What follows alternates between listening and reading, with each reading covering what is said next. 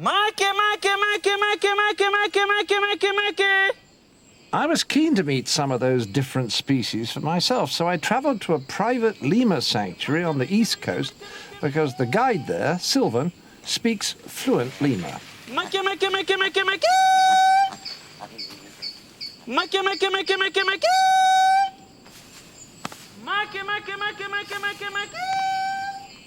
All kinds and colours of lemurs simply appeared from nowhere. Balls of fur peeking through the trees, lured by the promise of a free banana. Hello. I don't know, do you like the skins or will you be insulted? No. Come on, banana's here. No, please. I like this black one. He's okay, isn't he? Yeah. A little bit scared. I can get one. Oh, he is good. Be careful for this one, huh? Yeah, which one? That one? Yeah, I marked him out. Yeah. I'm trying to get it to you, darling, and you keep running away. You are beautiful, aren't you? You are just... You wouldn't find all these species sharing dinner in the wild, but here at the sanctuary, they're learning how to get along together. Black lemur, this one. Yes, that's good. The pretty ones seem to be the shyest. Don't see? Oh, well. Second. Oh, yes. Yeah. Yes, I can see movement. Oh, he's wonderful. Yeah. Oh, my God, he's beautiful. Jumping. Is that a shifak? A sifaka, cocker sifaka. I wish he'd come on. The most resplendent is proving to be particularly bashful. Come on, cocker or shifaka. I want to feed him. Make.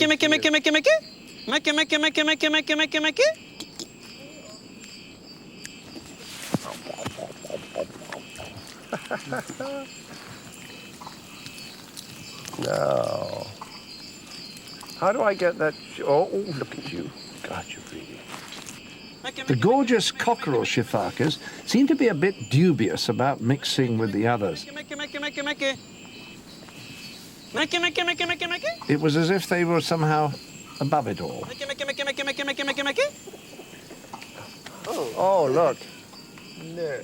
The cockerel shifaka. Come on. Banana. Eventually, our persistence paid off. Come on. Look. Yes. Now, is that good or is that good? You want the whole thing? Ah, that's good. Excellent. And where's the third one? Up there. Now, how do I get to you? I have an idea. Banana on a stick. Ah, that's good. And these guys are obviously used to having things brought to them on a silver platter. They look like judges, don't they? You know, in the English law courts, they wear these silly wigs, and they've always got big eyes, because they look as though they've just woken up.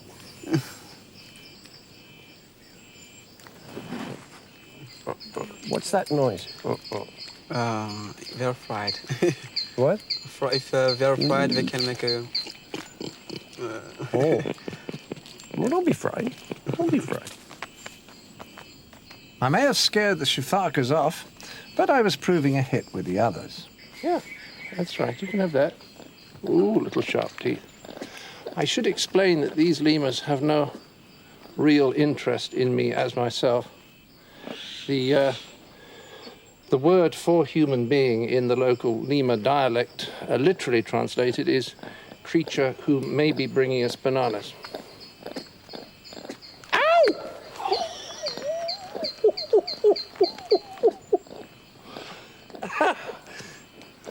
Still, I'd rather be in a tree with one of these than with a leopard. There are now 33 species of lemur in Madagascar, and they all evolved from that original rafting ancestor. So how did one species turn into so many? Well, you don't have to look far to find an analogy. As with many things in life, it all comes down to market forces.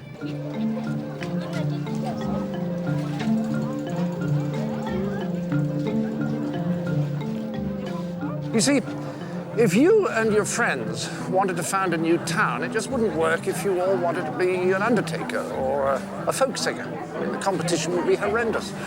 So you'd all agree to learn different skills if necessary. In exactly the same way, the lemurs evolved in different directions so that they wouldn't all be in competition for exactly the same food. In fact, in time, every different type of food had a lemur specially adapted to enjoy it. And scientists call this process adaptive radiation, meaning that the lemurs evolved outwards, they radiated towards all the different available kinds of food. The lemurs flourished. So, as the market became ever more crowded, the different lemurs had to specialize their particular skills more and more to find new ways of making a living. And that's the end of the obligatory brightly colored market sequence. I'm standing in front of what must be the most glorious example of specialized skills in the lemur world. These are Veroschifakas. Instead of just feeding in the typical forest where they would be in competition with other lemurs, they found a way of supplementing their diet in the most hostile habitat. The reason they can do this is because of their incredible jumping skills. On the outskirts of the main forest lies an area which is only accessible to these leaping lemurs. This is the Spiny Forest. The trees here are covered with tightly packed thorns, like strands of barbed wire, which the Shifakas have learned to pick their way between. But getting round the Spiny Forest is where their true skill lies. No one understands exactly how, but the Shifaka can jump sideways over 30 feet with astounding accuracy, landing each time with its toes perfectly placed to avoid the thorns. It's a ballet of spectacular precision.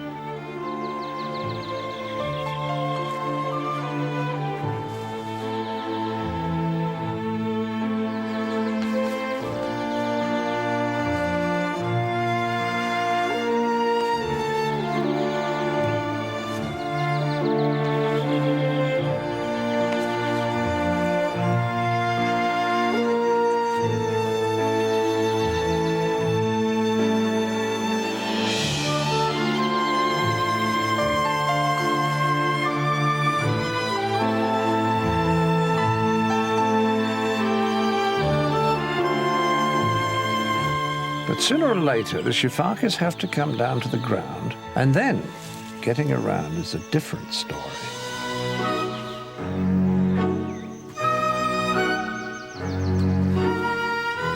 Their long legs are built for leaping, their backs for sitting up straight, and their toes for clinging to tree trunks. So in the long process of evolution to become tree-hopping specialists, Shifakas have lost the ability to move on all fours like other lemurs. So they get around by bouncing sideways. They remind me of Edwardian waiters on Lenzergreen.